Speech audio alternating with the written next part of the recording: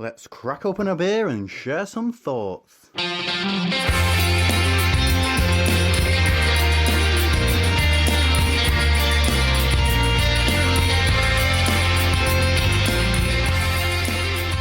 We sit and talk into microphones, sometimes with nobody else around.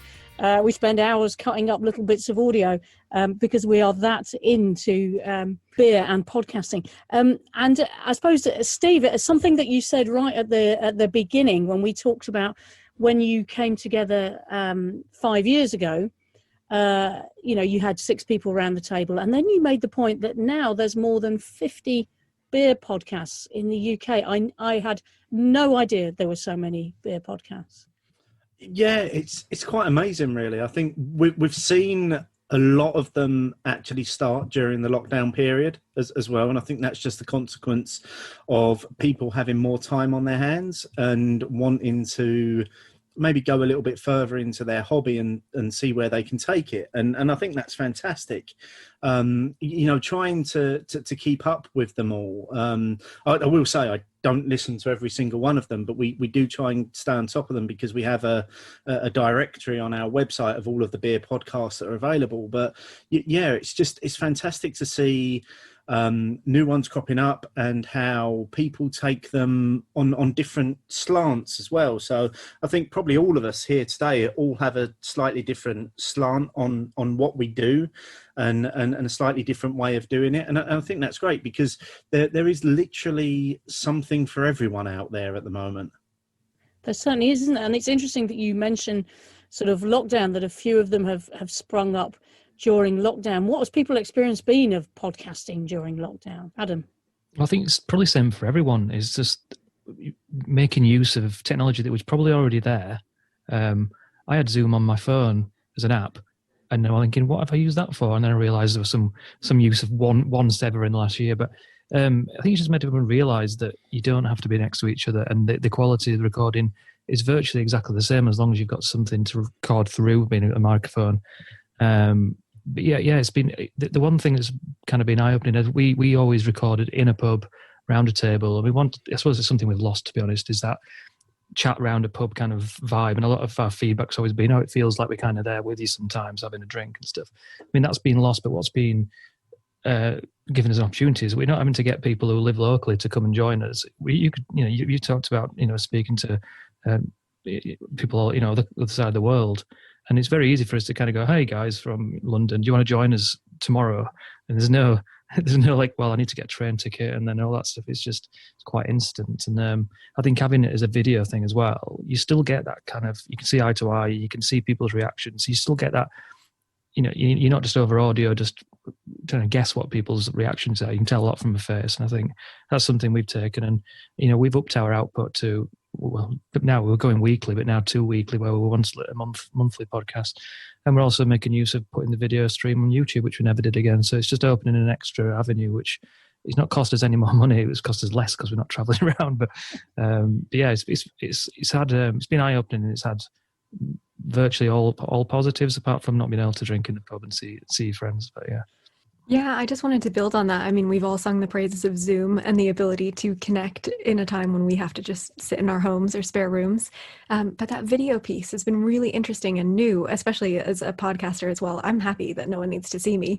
But this idea of how quickly the industry responded and kind of really engaged with live streaming, and the fact that we could all of a sudden hear from brewers around the world or people in the beer industry in all different roles in their homes and in this very relaxed and sort of intimate environment, have been able to have these conversations beforehand. So I think for me, really seeing how people instantly moved to something like IGTV and used Instagram to have these conversations with brewers, and as I said, beer personalities, really, it's been really fun to watch those and really see how quickly people were able to make that happen. Like Gabriele Bertucci, for example, he did his digital beer streams for I think about 8 weeks, maybe more, 4 days a week, making sure that you had company if you were, perhaps by yourself and you're a fan of the beer industry. You could tune in every Monday through Thursday at 6 p.m. and watch his live stream. The fact that there was someone so committed to put something like that out there for all of us to stay connected has been really nice to watch during the pandemic. I was going to say, admittedly, I think we seem to have gone the other way. It's amazing what people have done, how they've taken advantage of the sort of online work. We seem to have gone a little bit the other way in that our output has been somewhat limited this year. And obviously we've had, Tom and Ashley are new fathers, so they've obviously had that to deal with as well. But in terms of our online episodes, I think we've only done about 4 or 5. And we know it's the perfect time, as Adam said, it's the perfect time to get guests on the show. And, for whatever reason, we haven't really capitalized on that. I think that's just on our part. But as you say, it is amazing to see the work that people are doing online in terms of, still being able, as you say, it's a sense of community, and to be able to bring all of that community together in such a way online has definitely been a plus point in an otherwise quite a grim year. Yeah, it's made the world a little bit smaller, hasn't it? That's the thing. Going online, as to echo what everyone said, it's been much easier for us to bring guests into the show, because it doesn't matter if they're at the other end of the country. It doesn't matter if they're in a different country, because you can work with the time difference. But as long as you can get them online and you can get them on a video, then you've got an opportunity to chat to them. And I think that has been, in a year of very few positives, that's been one of the very big ones, is that we've got to talk to more people as a result of the world moving online. Yeah, I think the fact that I think we had one of our most expensive episodes ever to record was going up to Pilot in Edinburgh, because we had to obviously pay for train fare, accommodation, keeping Dan in beers. It was quite expensive. But then this year we got to record with, one of my favorite breweries from the past 3 years, because we could do it over Zoom. It was phenomenal. It's, straight away we could just get Dan from Wonder Beyond on the chat, and it wasn't that awkward, even though we'd never met each other in real life before. It was actually really nice. And I think, we've massively expanded out the guests we've been able to have. Slightly changed tact. I'm surprised there's not more beer TikTok, though, in lockdown. I'm just saying. We've seen a little bit of Instagram. I think maybe that the craft beer scene is just slightly getting older, and the young people aren't coming in. So, Well, there's an opening for you there, Luke. Oh, I'm trying.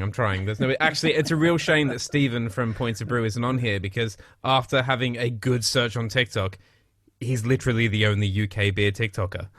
And I have no idea who watches his TikToks, but... I was going to say, have you checked the demographic for a TikTok? Are they actually under 18 and can't drink anyway?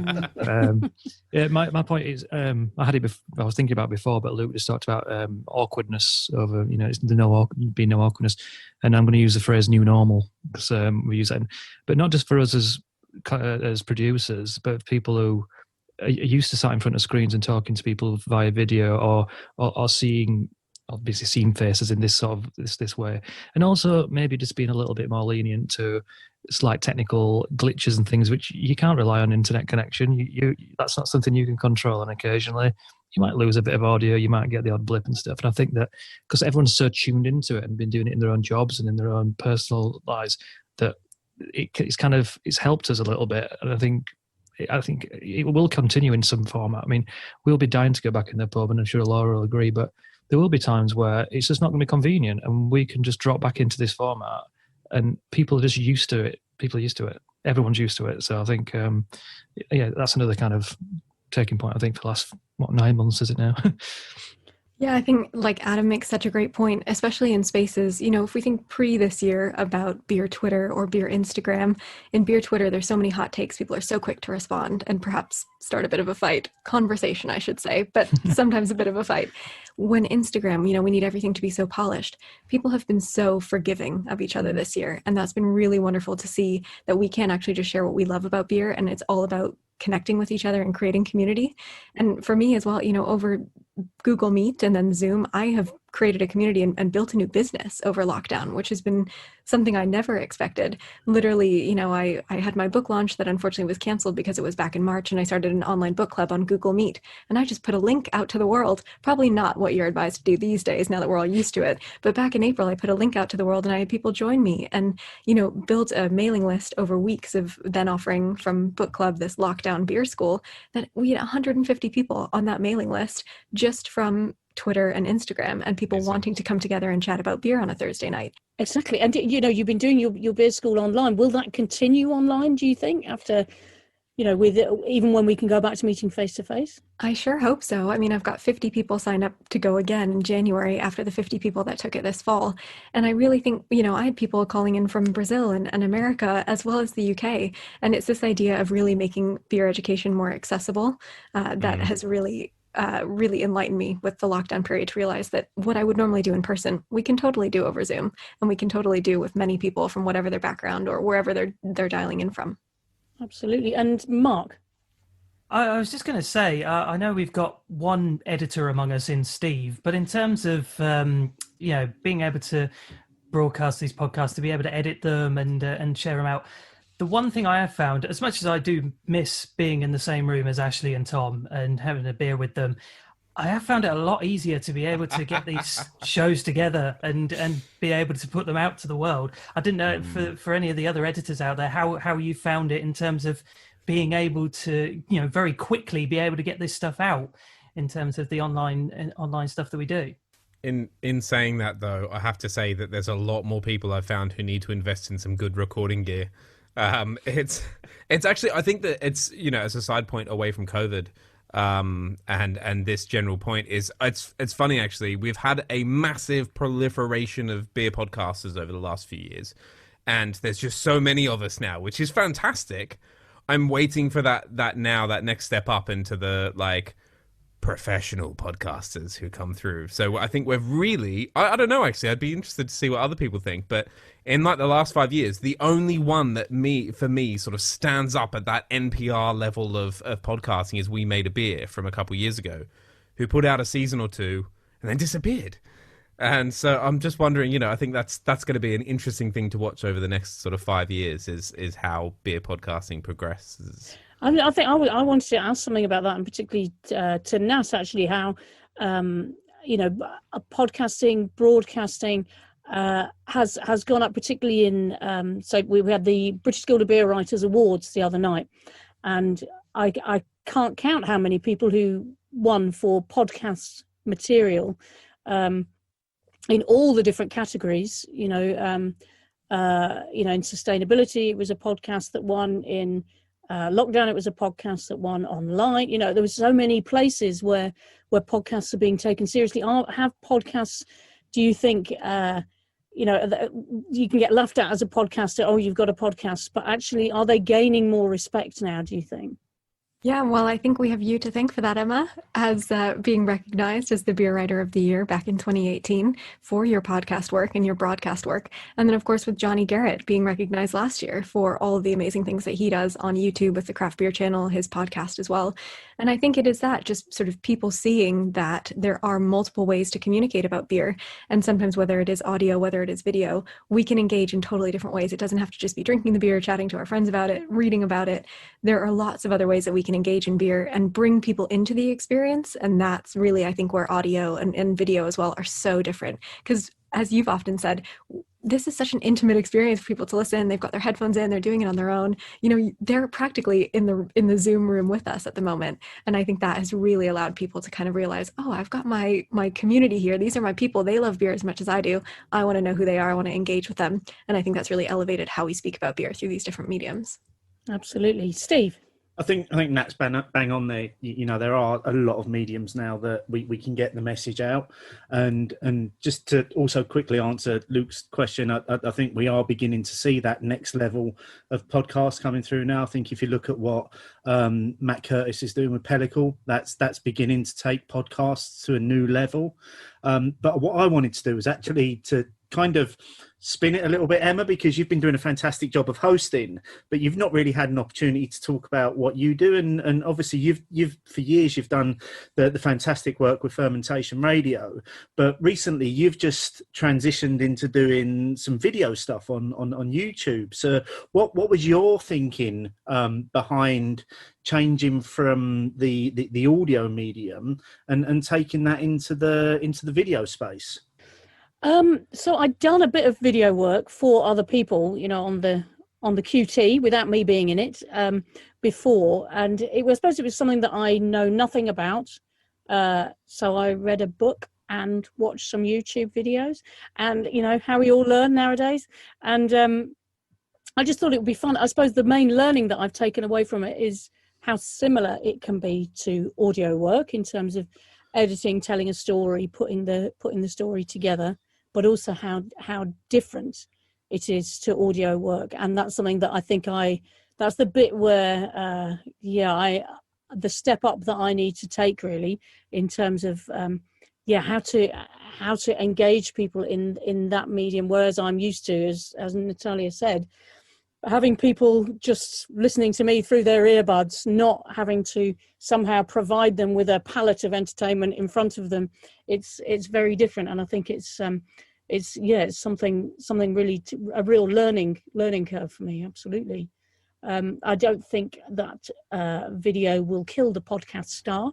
I think it's another angle, another way of communicating. You know, as Natalya said, so many different ways of communicating. It's certainly not going to destroy podcasting. I was going to say, I've got a question on that. Like, how have you found that transition? How are the audiences in comparison for videoing compared to podcasting? In terms of beer podcasting, beer video, in terms of numbers, or I think it's really early days for me. I only put my first video out 4 weeks ago. So I put one out each of the last 4 weeks, and that's that series kind of done. I think YouTube is something again that I'm not that familiar with in terms of putting out material on it, but apparently it's the second biggest search engine in the world, isn't it? So. But what I've found interesting is that with podcasting, I've tended to see most of my downloads on the day or the day after. With YouTube, it seems to vary, but that's a very early days experience of mine. So you seem to get a little ups and downs here and there when somebody sort of discovers it in some way and then shares it again. So who knows really? But yeah, I think it's interesting, and I think.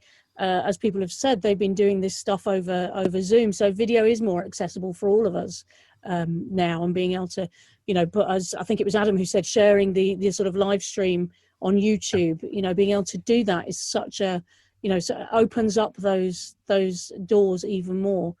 Yeah, I was just kind of going to make a point on that really, that doing these things over Zoom, technically, if you're recording the audio, it records the video. So you've got a nice clean video thing that if you can bookend with your own branding, and as long as you've got a YouTube account and you can put a few search terms in, it's a very easy kind of accessible thing just to add to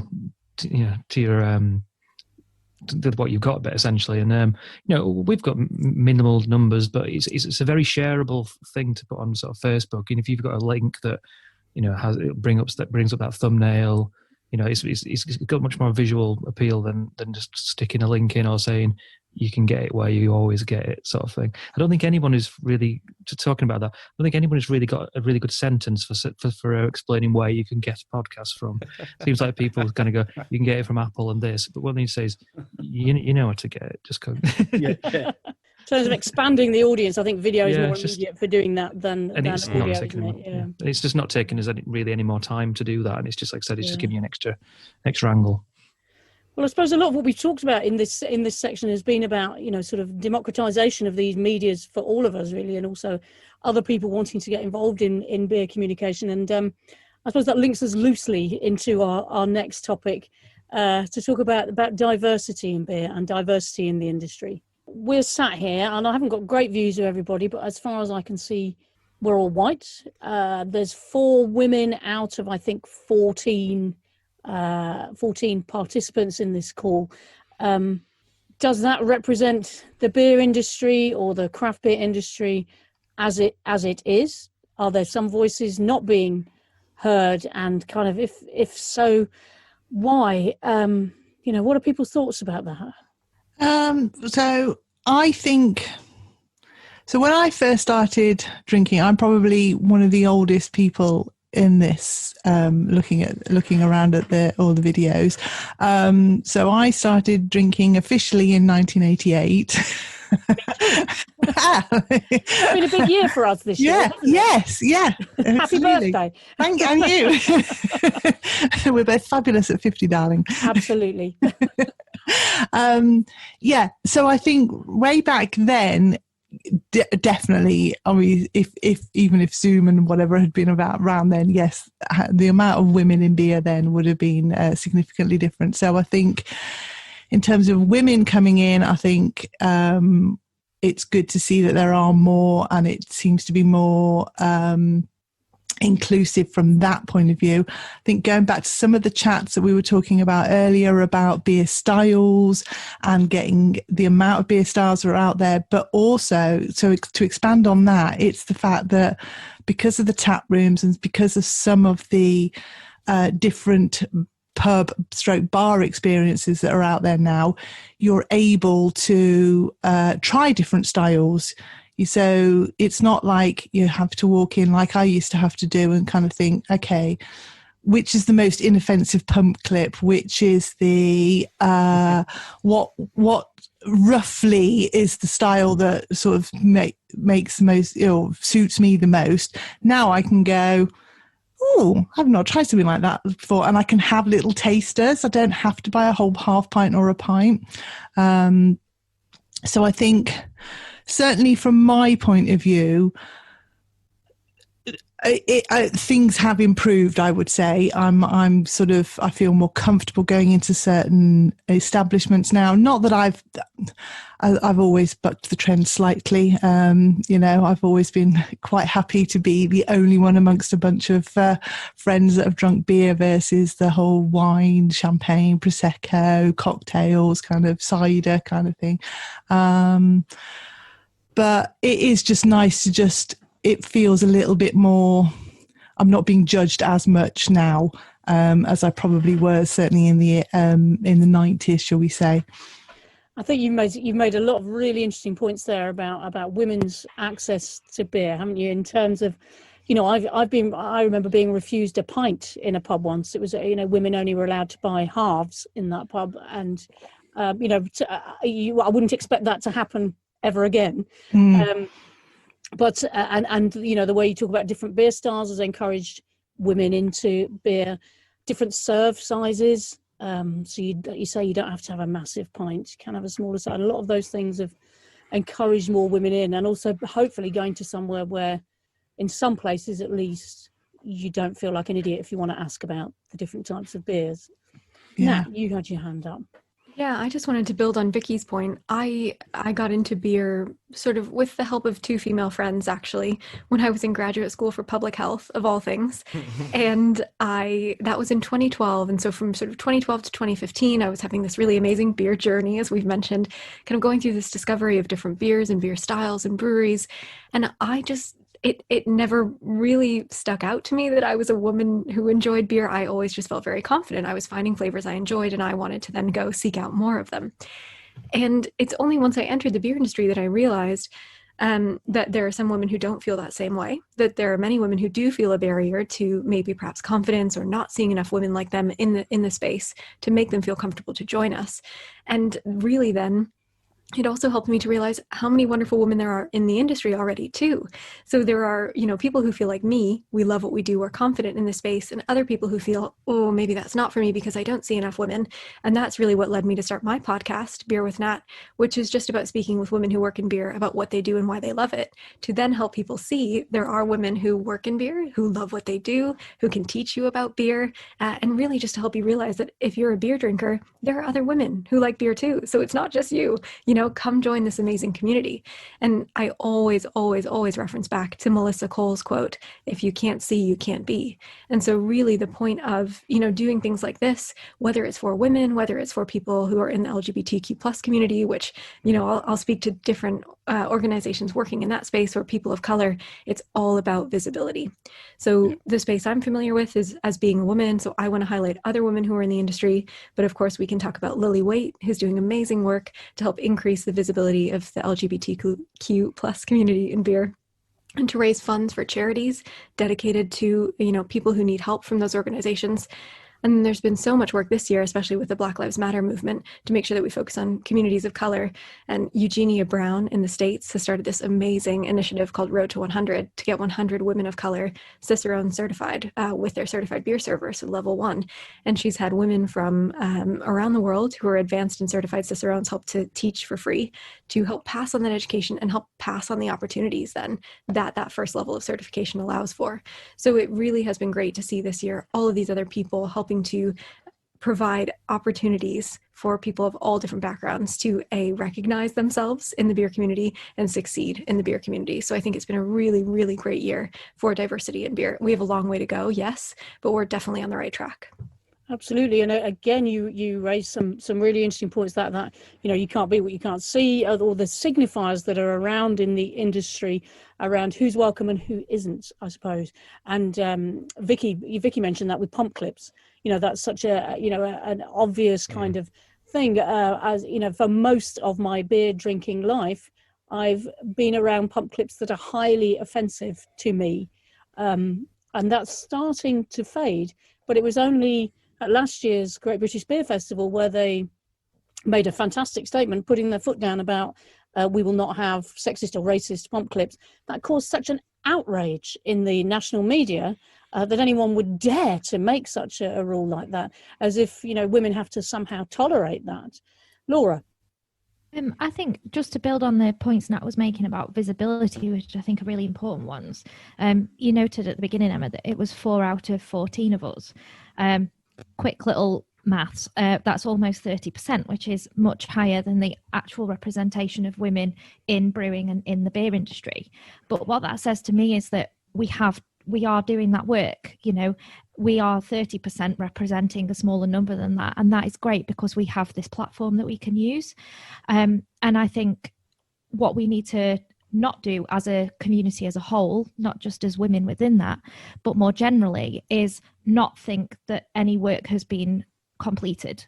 We've achieved so much, but there's still such a long way to go. And I know Rachel, who organises the Women on Tap Festival, which is in Harrogate, she was pointing this out the other day, that the agenda needs to stay there.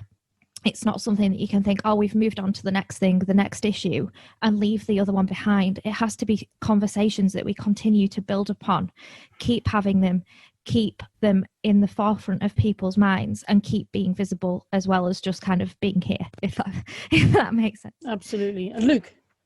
Yes. So what I've done here is, amongst all the people talking on this topic, as the only white male in the group, I've decided to shut the hell up for most of it, just to try and set an example. But I think everybody's hit on exactly the right things. I mean, Laura, you're 100% right. Like this ain't over, and it's like you just look at the report that came out from the Brewers Association last year around diversity in beer, and the numbers are quite shocking. Like, we're a lot further behind a lot of other industries, and it is getting there, and we are making inroads, which is really good, and let's keep it positive. But I suppose from my point of view, I think it's time for the people with privilege to actually start realizing that this is the problem and doing something about it, and raising awareness about it, and also occasionally just shutting up and sitting down, because letting other people through and I looked at our stats for Rhythm and Brews of all the guests we've had on, and it is, to be frank, disgusting, the amount of non-white straight males that we've had on Rhythm and Brews. And it's something that I'm definitely committing to fixing from now on, when I actually sat down and looked at the numbers. Good. Nat, you had your hand up. Sorry, Luke. Yeah, I was going to say something different, which I will come back to, but just on Luke's point, I had someone reach out to me and pitch a man to come on my podcast, and I'm like, did you even look at who I speak to? Like, I have said I only speak to women for the purpose of giving them a platform and giving them visibility. So the fact that someone would even bother pitching a guest and clearly not know anything about the show, I was like, come on, people, this is part of the problem. You need to know that there are amazing women to speak to, and that's who I want to dedicate, the space to that I've created. But I just wanted to mention as well, building on the amazing statistics that Laura noted, we are slightly misrepresented in the sense of who we have here versus what the industry looks like. But incredibly, as Emma mentioned, this year's Guild of Beer Writers Awards, of the 18 different awards that were given out, 12 of them went to women. And I just, looked at that statistic and was like, yes, girl power, well done us. That 2/3 of the awards have gone to women. It's just really all about normalizing the fact that we love beer, we drink beer, we talk about beer. It's normal for us to be in this space, okay, gentlemen? We just want you to feel like it's cool to have us next to you, to talk about the thing that we love and to be knowledgeable about the thing that we love. It really, really frustrates me when I hear stories from female bar managers who say that, a male member of staff who just started yesterday would be trusted more over the woman who has been running the bar and buying in the beer for years. Mm-hmm. Things like that really frustrate me because we know what we're on about just as much as, or maybe more than, some gentlemen do in the industry. So yeah, really for me, it's just about creating that space and bigging up the voices who do know what they're doing, whether it is women, people of color, people in the LGBTQ plus community, to really make sure they're heard and they're valued as members of this community as well.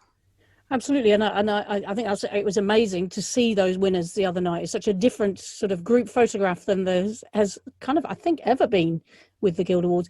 I suppose what we've settled into, and which is perfectly natural, being mostly women in this group, is we're talking mostly about women and about diversity in terms of women, and that has progressed, I think, quite a way. It's, as Laura said, that mustn't be lost, that progress. We mustn't just move on to something else and lose that progress. But I wonder if we can learn some of those lessons. I was talking to a black beer lover the other day, and he was sort of pointing out those same things that I've felt as a woman, that I've felt as a very obvious gay woman. When I've entered places, I want to see some signifiers that I'm welcome there, that this is a place where I am. And he pointed out to me kind of, you often go to tap rooms in big cities and they might be in the shadow of places where a very diverse population might live. But is that population in that tap room? Not always, not always. Often people are traveling to that tap room. A certain type of person is traveling to that tap room. It's not something that's open to the local community. And I wonder how, building on what Luke said earlier, how we take responsibility for moving those things forward, maybe learning what taking what we've learned as getting women into the industry, getting, some queer people into the industry, and how we move that forward, particularly in the light of what's happening globally this year in terms of Black Lives Matter. Yeah, I was just going to say, I think that I think it's been mentioned a couple of times, but I think visibility, right? Visibility is the key, one of the keys here, and both in the online space. We've talked about the online space a lot here today, but obviously in the offline space as well. And things like the I Am Craft Beer hashtag that kicked off last year, like absolutely phenomenal to see all these different from people of color and the LGBTQ plus space, because women are becoming more representative within beer. And you're exactly right. Those other marginalized communities just aren't and it's something that you just don't see those people in beer. And that is, I think, one of the big problems. And I think it's, it's up to people, not only the people who run these institutions, like when you're walking into a bar, making sure that it's a safe space, making sure that it's a friendly space, but also us as patrons, making sure that we're not making these cliquey spaces that are just the same homogenized faces, actually inviting more people and being proactive about it as well. Absolutely. And Vicki? Yeah, I was just going to sort of expand on that. I think it was Laura or Nat mentioned earlier on, a couple of hours ago now, about I think when we were talking about beer stars, about the language of beer. And let's face it, that can put, as we've already discussed, but that can put a lot of people off, regardless of gender, diversity, colour, all of that kind of thing. So is there something, going back onto what Luke was saying, is there something about, again, us not being quite so, it's very difficult when we're all podcasters and we're all here talking about beer. It's very easy not to get sucked into our own language and be very geeky about it.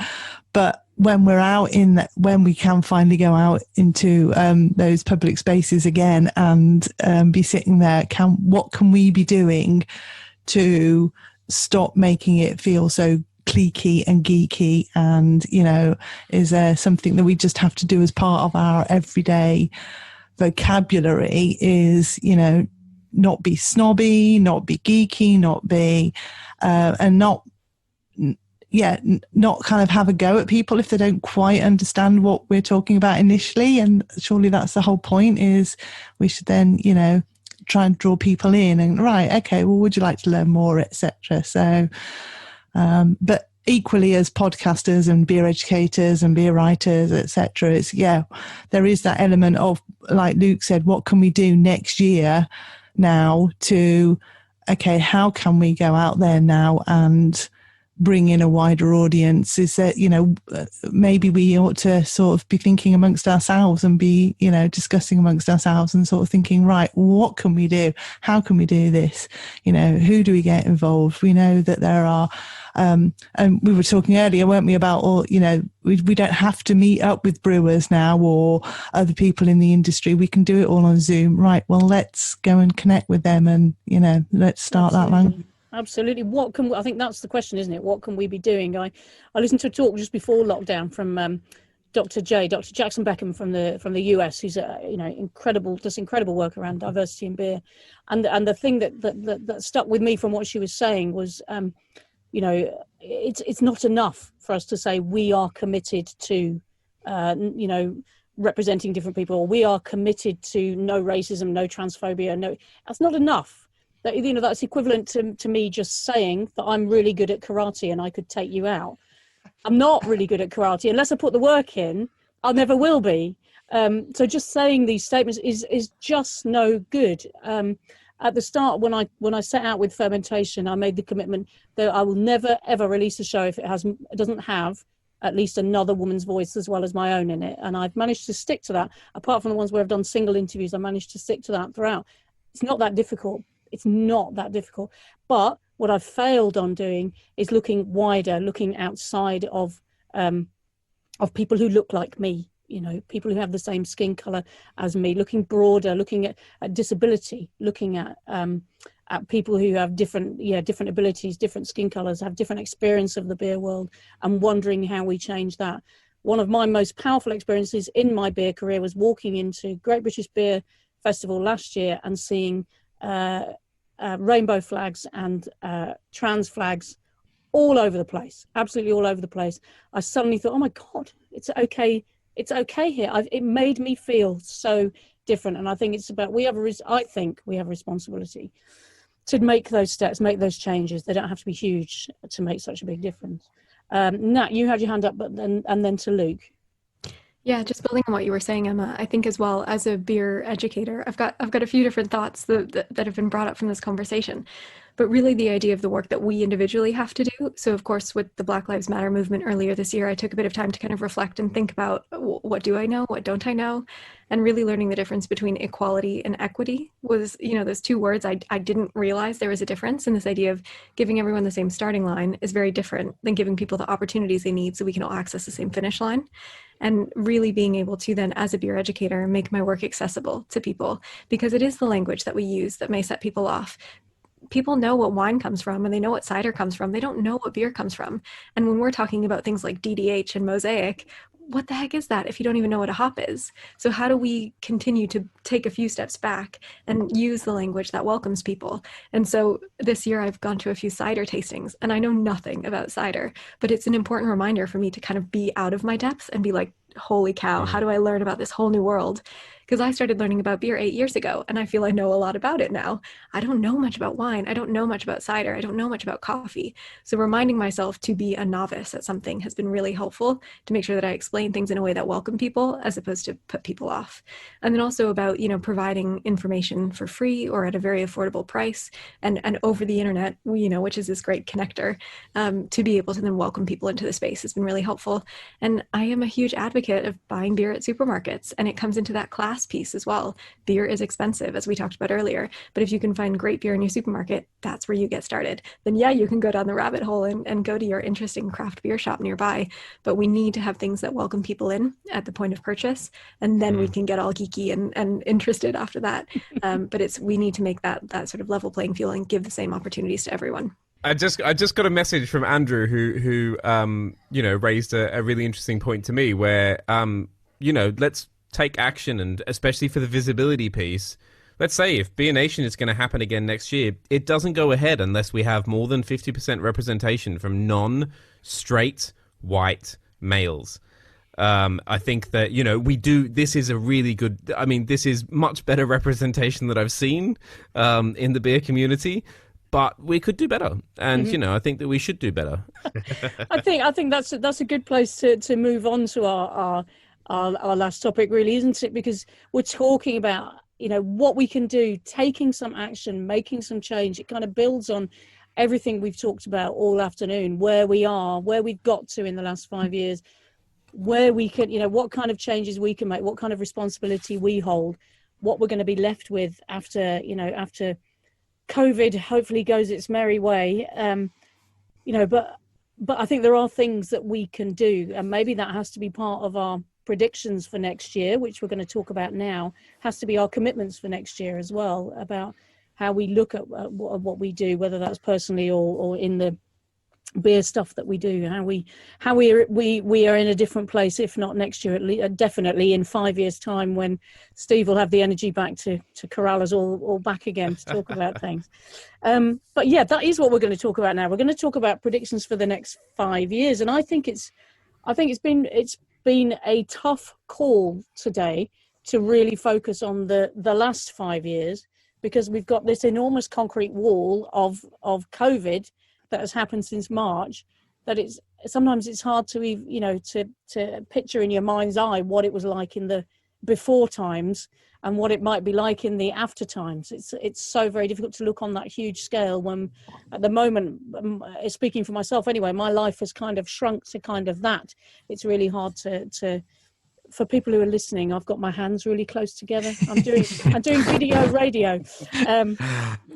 Yeah, so my life has shrunk to barely anything. It's hard to have bigger picture of the past or the future. But I'm going to ask you all to do that now, to have some kind of predictions. What are we going to be drinking? How is the beer world going to look? Where are we going to be going? Adam, you're straight in there. I'm just thinking more short term, and obviously let's just keep on this slight COVID thing. And I think as much as people are going to have to, all companies have to future proof, there's no more kind of scary world than there is now in terms of what you do in that.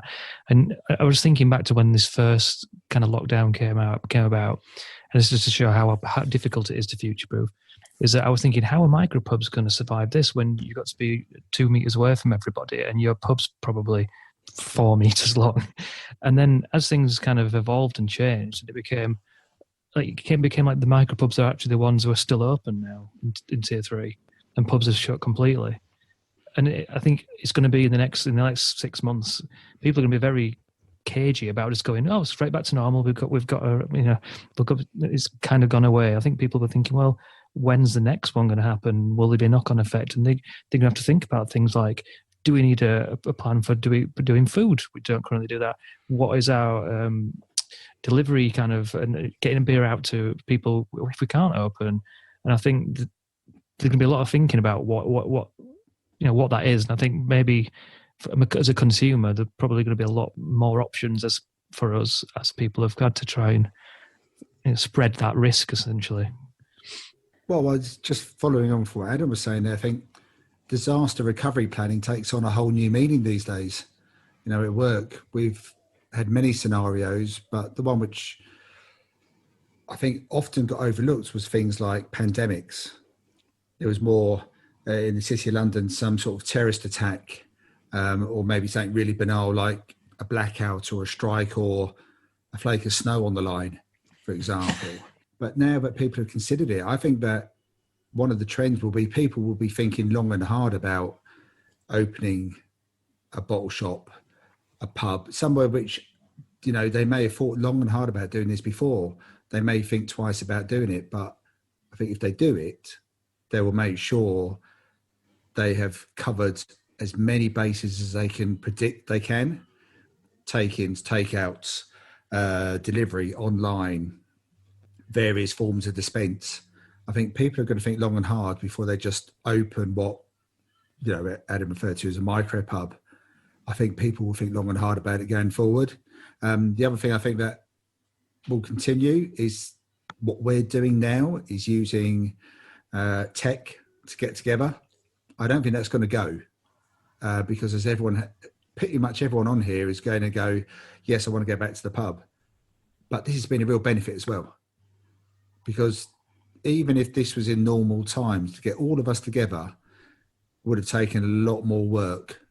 And I would venture that, say, for example, Tom, who's become a dad recently, and even Ashley, who's a dad for months now, is an old hand practically, would be thinking twice about whether they could commit to a day out somewhere mutually convenient to literally chew the fat over beer, which will inevitably end up in getting drunk and a long train journey home probably. So this kind of thing, I think, is here to stay. And I think people will think long and hard about how they go about their business plans in the future. Absolutely. Good points there. Vicki, you've got your hand up. Yeah, mine's I have a wish and I have a prediction, or a hope. So my wish is that if we do a Beer Nation 2025, that we don't need diversity as a topic because it will be eradicated. We won't have to worry about, you know, what gender or colour or whatever we are. My hope is that when pubs can reopen, we will have some kind of hybrid where we'll have that. If you want to go up to the bar and order your beer, you can do, but if you want table service, you can also have that, and we'll use technology and all sorts of things for that. So you've got that. Hopefully, as consumers and customers, we will have that best of both worlds. Building on what we achieved during this terrible time, the good things from the terrible time. Yeah. Andrew. It's kind of building a bit on what Vicki said there and the discussions we've had earlier. I think sadly we are going to see the number of pubs decline over the next 5 years, I suspect, partly through COVID, partly through people not appreciating them. So what I would hope for the next 5 years, you're going to see pubs thinking about diversification. Now that's the people that they welcome in through their doors. You know, whether that's able-bodied, not able-bodied, whether that's, you know, beer drinkers or not beer drinkers. I think they need to seriously think about what they're offering. I think generally the number of people that are teetotal in the UK seems to be increasing. So what are pubs going to offer to these people that don't even drink alcohol if they're going to remain relevant and valid in their communities? So COVID will have pushed forward the thinking for a lot of pubs, I think, in terms of what they're offering and how they're trying to reach into their communities. So I think for the next 5 years, I'd like to see a continuation of that. How are pubs going to remain relevant and appropriate to the communities in which they sit in? If they want to survive, they've got to be thinking about that. And then my second sort of hope and expectation for the next 5 years, and I'm going to say it, is brown ales. So we're all going to be drinking a lot more brown ales in 5 years' time. But there we go. Excellent, thank you. Ashley. Yeah, thanks, Emma. I think my hope, and it's because things have shifted in a way that really tailors to my tastes, is that I just hope over the next few years brewers and breweries just keep getting weird with it and just trying new things and really innovating and experiencing. I mean, the move towards pastry sours and these really sort of fruity experimental things is right up my alleyway. And I think that particularly reflecting on COVID and the closure of businesses and closure of pubs, there's a real risk that people say, actually, we need to revert to a model where volume is king And that means we just need to just get the crowd pleasers out, and we just go for the things that we know people want rather than trying something a bit different. So I just hope we steer clear of that, and that the economy is able to steer clear of that. And then we can have those people that think, actually, this might be awful, but we might learn from it. And actually, we can afford to learn from it, rather than every batch that we brew needs to sell and needs to sell well to keep us ticking over month to month. So I just hope that everyone's able to stabilize to the point that we don't lose the momentum of innovation that we've seen in the last few years, because it's been incredible. Absolutely, it certainly has. When we reflect back on the 5 years ago, it certainly has. Mark? I just wanted to sort of add on, well, not add on, but just sort of back up Vicky's claim that I really hope that in 2025 we don't have a section on diversity. It was absolutely fascinating talk that you gave there on diversity. It was absolutely brilliant stuff. And yeah, as Vicky says, if we can get to 2025 without having to talk about that, and as Luke said, if we can have at least 50% representation across the board when we do this in 2025, which I'm sure that we will, 100%, then that would be absolutely fantastic. In terms of the tech, will it be Zoom? We don't know what tech is going to be like in 5 years' time. These sort of advancements that we've had in technology, even over the last 5 years, has been fantastic. So who knows? I'm intending to be there as a hologram. I don't know. Exactly. Yeah, we could all just be holograms doing this in 2025, which would be absolutely fantastic. The only other thing I sort of wanted to touch upon is that in regards to a local aspect, I'm slightly worried about how the East Midlands is going to come out in the next 5 years, only because I know that Leicester has been sort of hit and miss. Leicestershire as a whole has been hit and miss as a sort of front for craft beer. So I do sort of worry about how the pubs in Leicestershire, particularly places in Leicester like the Two-Tailed Lion and the Blue Boar, how they're going to come out of this over the next 5 years or so.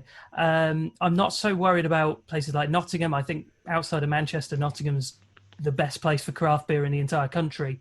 But even so, like a couple of places there are, at risk of closing down. So it is somewhat of a worry, especially across the East Midlands for us. So I would like to think that in the next 5 years, we'll still see a lot of those places, or at least see replacements for a lot of those places that live up to what we're experiencing now. But we'll just have to wait and see. It's very hard to predict.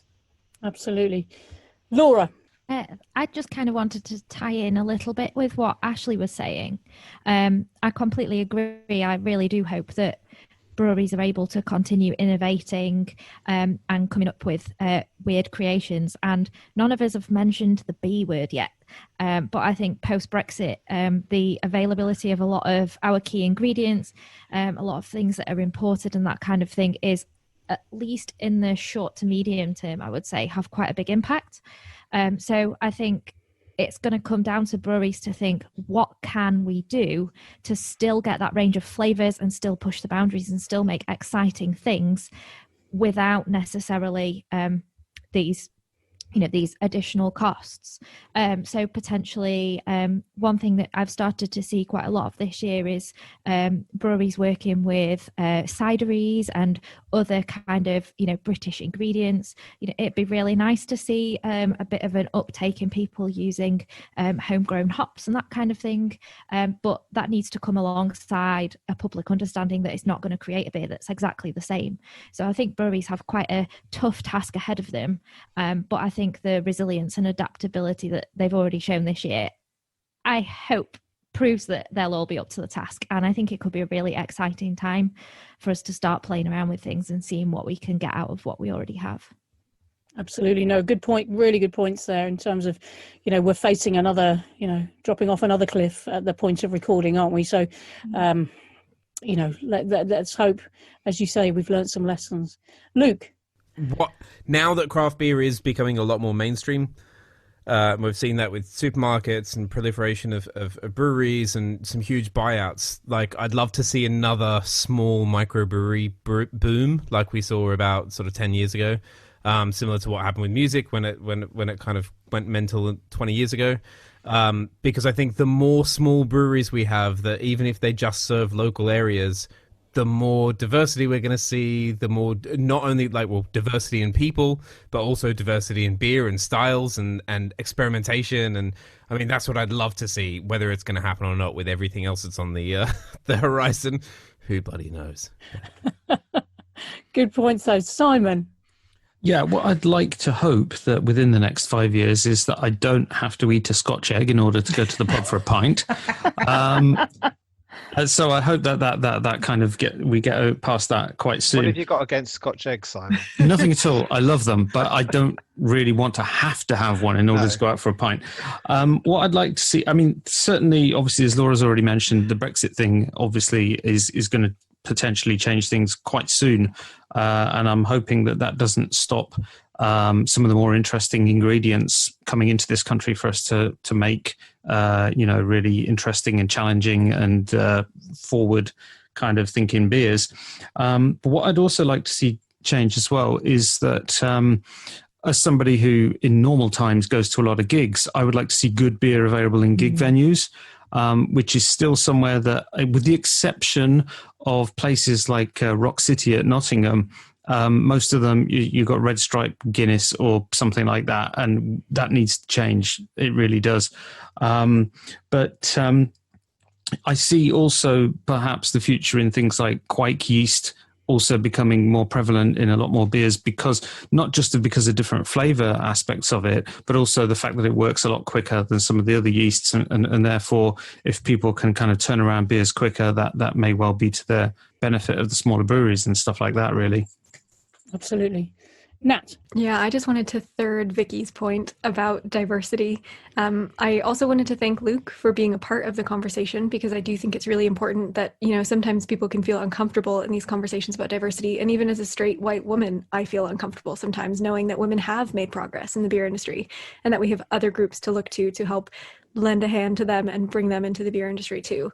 So I think I would ask for all of us to make a commitment, whether it's guests on our podcast or whether it's listeners of the podcast, value someone's opinion, value what experience someone is sharing with you over a beer, whether it is why they like a certain beer or what they want to teach you about a beer. Just listen to people from all different backgrounds and make them feel welcome and make them feel part of our community. And that is how we will get to that goal that we're all looking forward to, this idea that we don't need to have these conversations about diversity anymore. It's just actually listening to people, and I think the reason we're all here together today is because we love beer, and beer brings people together. And that's part of the reason why I'm in the industry. So if we can make people feel welcome, that's really what we're all aiming to do.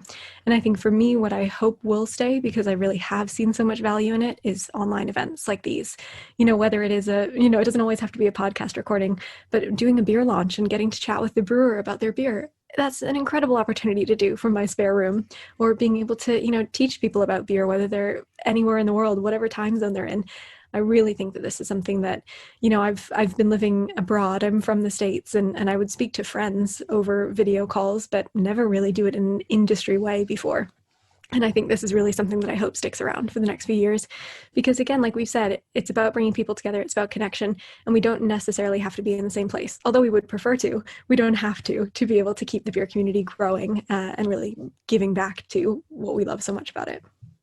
Absolutely. I'm keen not to leave anybody out of their predictions. Tom, you're a new father. You must be looking to your house must be full of future plans and thoughts. What's your predictions for the next 5 years? Well, it wasn't something I was going to say with the new father take. I think something I discovered certainly a month before the due date was non-alcoholic beers and the strides they've made. And actually, I was trying to search out quite a lot, and I was impressed with some of the beers I found, non-alcoholic beers I found. So whether that's something again that just continues, in the next 5 years, would it taste exactly like a beer, or would it taste a bit like a beer still? But I think that's something that certainly is really interesting, something that I've really got into, obviously because I needed to be sober to drive to hospital. So and I think the other point I was going to make was something obviously born out of the pandemic is how our beer is served. Will we continue to have table service? Will we still be there at our table, logging into their app, purchasing the beer there and then at the table, and then it's brought to us? Is that something that will continue? I know I saw some places actually doing pour your own and buying at the, at the pump and stuff, it's a bit sort of innovative. Will that be something that continues to grow, or will it be a case of when we can go back to normal, will we just be at the bar? Because I do miss, especially some of our favourite locals, sitting at the bar and chatting to the barman and the other locals. I do miss that, but is that something of the past? Will it be now apps and table service? I don't know, but that could be something that progresses. Yeah, good points. And Charles, what are your thoughts for the future or hopes? Yeah, I think just echoing what kind of everybody has said, really. I mean, we hope for further diversification within drinkers and within the beer styles that we're seeing already, and it's going to be a tough road. I think the next 6 months are going to be absolutely crucial. Sadly, I feel we're going to lose a few breweries along the way, but I think there will be a period of stability, and then hopefully, we'll see a period of growth. But it's predictions. I mean, we don't know. I don't know, but yeah. Well, the only person who's going to hold you to them is Steve, who's going to listen to this back in 5 years' time. Yeah. So, Steve, you brought people together 5 years ago. You've brought them together now. You've got that view of the past and the future. What are your predictions for the next 5 years? I think it's probably something that strings together what we did in 2015 and what I mentioned at the beginning and where I see things going. And that's, I think we're going to see more breweries doing business to customer. So I think we're going to see more tap rooms.